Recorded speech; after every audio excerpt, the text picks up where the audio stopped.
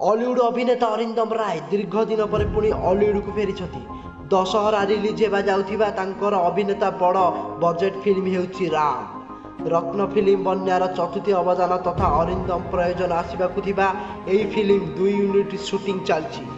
एथिसह चलचित्र में मुख्य आकर्षण साजिबाकू जाउछंती बॉलीवुड अभिनेता राहुल देव।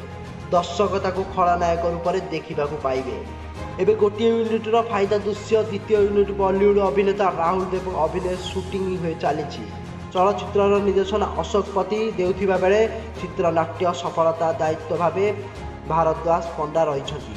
गीत गुड़िक रेकर्ड शेष हो जाइछि। आसंता